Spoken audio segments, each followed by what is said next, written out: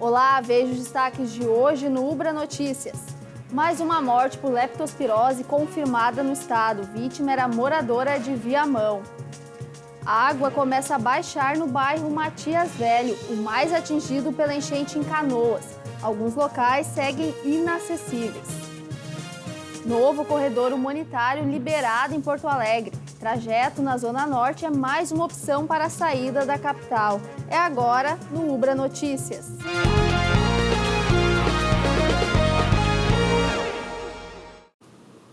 O Rio Grande do Sul registrou a 5ª morte por leptospirose desde o começo das enchentes. A vítima era moradora de Viamão, na região metropolitana. A informação foi divulgada pela Secretaria Estadual de Saúde. Segundo o órgão, mais de 1.500 casos suspeitos foram notificados até o momento. As 4 mortes anteriores pela doença foram registradas em Travesseiro, Venâncio Aires, Cachoeirinha e Porto Alegre. Os principais sintomas da doença são febre, dor de cabeça, dor muscular, falta de apetite, náuseas e vômitos. E o bairro Matias Velho foi o mais atingido pela enchente em Canoas. Em alguns locais, os moradores já começam a retornar para a limpeza das casas, mas ainda tem muitos pontos inacessíveis.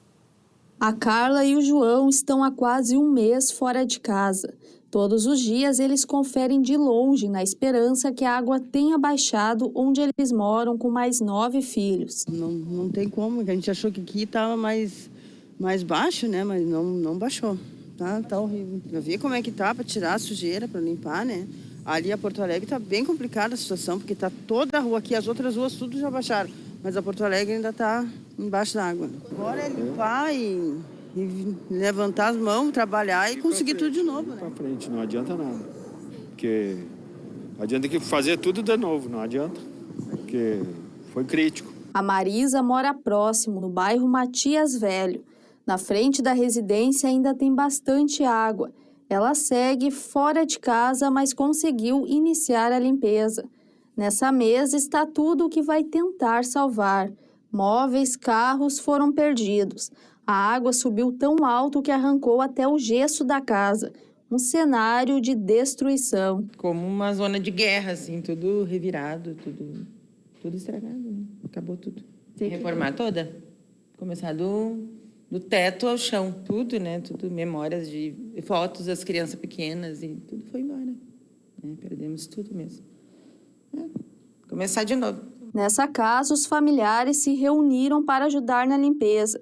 Seu Tabajara conta que todos os parentes ficaram com a moradia embaixo d'água. Essa é do vô dele e a 10ª que auxiliou a limpar. Assim que a água começou a baixar, a gente fez um esquema, né? Conforme o lugar que a pessoa mora, a gente vai indo de casa em casa. É que nem aqui, a gente trouxe algumas coisas para cá, que são lembranças do vô, né?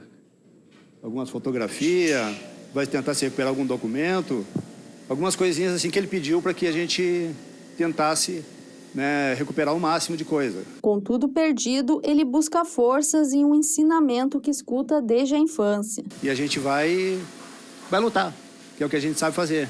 Mas, que nem o meu pai sempre dizia para mim, né? Quando dá uma tragédia, alguma coisa, se tu quiser chorar, chora, mas não para de trabalhar, né? Chora trabalhando. E é isso que nós temos que fazer. Essa região aqui do bairro Matias Velho, a gente pode conferir que tem muito comércio nessa rua, que ainda está debaixo d'água, ferragem, supermercado. E hoje é um dia que tem muito vento. Então, na medida que vamos entrando mais para dentro do bairro, a água vai aumentando, porque esse vento também ajuda com que aumente esse nível aqui no local. Ali o letreiro Matias Velho a gente já consegue enxergar depois de uns quantos dias que ele esteve embaixo d'água, que fica bem em frente aqui a uma praça do bairro que ainda está muito alagada. Aqui tem muitas ruas que ainda estão bastante inacessíveis. Com cerca de 42 mil habitantes, o bairro Matias Velho é um dos maiores do estado e o mais populoso de Canoas. A região possui muitos comércios, todos atingidos. O Leandro comanda o negócio mais antigo da cidade, que passou por várias gerações da família. Com um prejuízo de quase 100% na mercadoria, ele cogitou fechar as portas. Não dá nem para explicar, é um caos completo. Parece que não foi só uma enchente, parece que a empresa saiu rolando assim e tudo está em todos os lugares. Se eu não desisti ontem, na verdade no domingo quando a gente começou, eu acho que eu não desisto mais. Mas pensei, de verdade pensei. Até durante esses dias em casa, até durante, né? A gente cogita, né? Porque quando a gente olha aí um trabalho de tanto tempo e... Na verdade, tem muita gente envolvida, né? Muitas famílias envolvidas, que acaba deixando a gente mais aqui. Sensibilizado com a situação enfrentada pelo Rio Grande do Sul, esse grupo especializado em salvamentos de alto risco veio de Santa Catarina para ajudar. Os profissionais atuam no estado desde o início do mês e já prestaram auxílios em diversos outros desastres no Brasil e fora do país.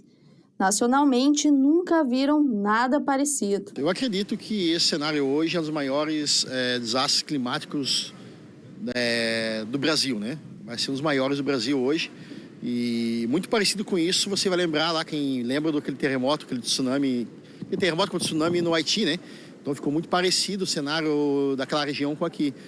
Santa Catarina passou por vários tragédias como essa, mas foi muito pontuais as regiões, né? Aqui é o estado todo colapsado, né? Então é algo que vai ser bem difícil comparar no Brasil hoje.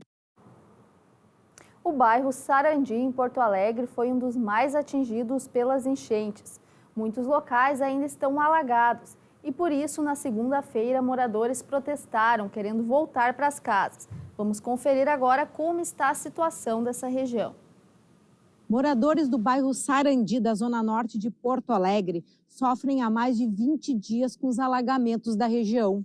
Conforme moradores do local, a região está tomada pela água desde o dia 3 de maio.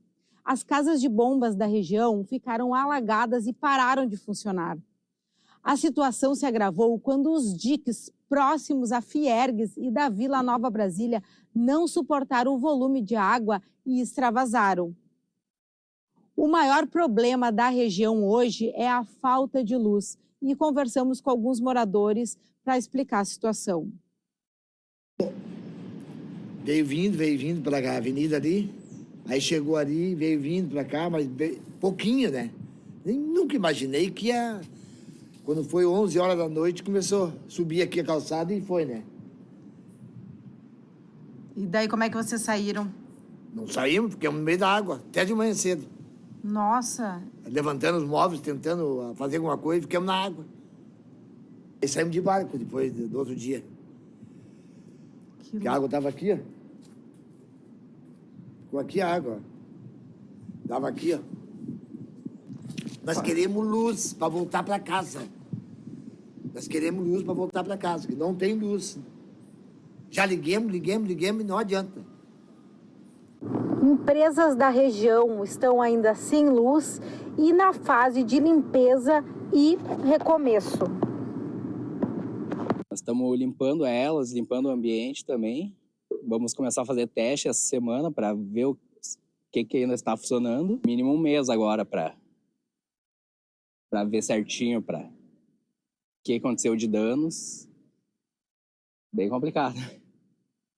A escolinha de ensino infantil Trenzinho da Alegria, que atende crianças da região há mais de 30 anos, segue alagada. Muito triste a situação aqui da escola. É uma escola que atende 106 crianças. Nós não estamos aqui há 35 anos, nunca tinha acontecido uma coisa dessa. Ninguém esperava.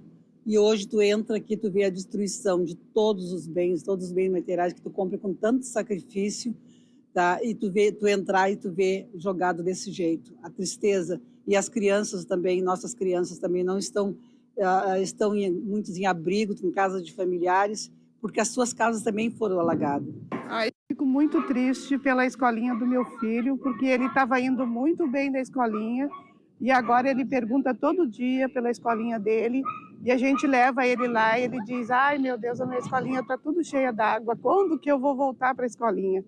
Aí eu digo para ele: depois eles vão ter que arrumar, vão ter que pintar, para depois tu voltar para a escola. Aí todo dia ele pergunta: e os meus coleguinhas estão indo na escola? Eu digo: não, não estão indo ninguém, tá ficando todo mundo em casa. Mesmo com a água baixando em alguns pontos do bairro, moradores relatam que seguem assustados. A gente tem medo de voltar para casa. E para onde que a gente vai?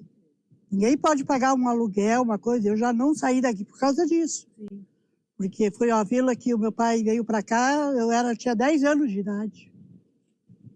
E agora, com essa tragédia, né, a gente não sabe o que pode acontecer. Caminhando pelo bairro, encontramos também relatos de solidariedade de moradores que se doaram nos piores dias da tragédia e seguem ajudando na reconstrução do bairro Sarandi. E começou a acolher as pessoas, eu moro na rua Afonso Paulo Feijó, e tudo começou assim, as pessoas saindo correndo porque a água estava chegando e eles queriam pegar o pouco que eles tinham, né, e sair para um lugar seguro. E aí o vizinho dos fundos da minha casa tinha luz, ele cedeu um cabo, a gente colocou ali na frente, a gente começou um QG, né, para acolher as pessoas. E a gente fez uma logística aqui na vila ali para evitar saques, né, devido a esse ocorrido aí da enchente. Então nós fizemos 4 pontos na vila. Fizemos aqui na Bangu, na Afonso Paulo Feijó, no Beco do Chimarrão, Recanto do Chimarrão, e na Bernardino. Então, esses 4 pontos aí eram os únicos acessos que tinha para entrar na vila. Como o pessoal fugiu com o seu cachorro, que podia ter levado, e a água entrou, para evitar os saques na vila, né? O pessoal que vinha de fora saquear a vila.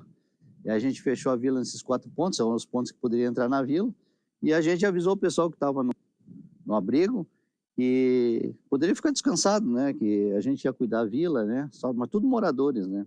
Aí conseguimos um barco lá, o pessoal do barco fazia a ronda dentro da vila. E assim nós conseguimos evitar a maioria para dizer, quase 90%, 99% de saques aqui na vila não houve. Mas foi uma coisa que uniu muito a comunidade, né? Agora a gente está dando uma passada aí para ver onde é que os caminhões estão fazendo o recolhimento ou não desse lixo, né, que foi botado para a rua aí. Já falamos aí com o pessoal da DMLU para passar em todas as ruas aí, sem exceções. Uma nova saída da capital foi concluída e liberada na madrugada de hoje. O trajeto pela zona norte de Porto Alegre vai servir para diminuir o fluxo de caminhões pela região central da cidade. O trecho de aproximadamente 300 metros fica na Avenida Assis Brasil, entre a Fiergues e a Freeway, no bairro Sarandi, na Zona Norte, região que segue ainda inundada por conta das enchentes que atingiram a capital. O trânsito foi liberado somente na saída de Porto Alegre, dando acesso a municípios da região metropolitana e a rodovias que levam ao litoral norte. O movimento foi intenso, mas sem congestionamento nesse primeiro dia do novo corredor de saída da cidade. O uso do caminho é preferencial para veículos de emergência, de utilidade pública e veículos pesados, mas pode ser utilizado também por carros particulares. O objetivo é ser uma alternativa para desafogar o fluxo nos 2 primeiros corredores humanitários que foram construídos no centro, próximo à rodoviária. A Avenida Assis Brasil foi aberta a partir da rótula com a Bernardino Silveira de Amorim, no sentido capital interior. Para os motoristas acessarem a Freeway, foi criado o corredor próximo ao número 8.700 da Assis Brasil, na altura do posto Garupa e também da Fiergues. A Assis Brasil, ela segue bloqueada em direção à Cachoeirinha, mas os motoristas já podem acessar a Freeway através desse novo caminho. Logo mais, às 9 da noite, tem o Jornal da Cultura com as informações do Brasil e do mundo. O Ubra Notícias termina aqui. A gente se vê na próxima edição.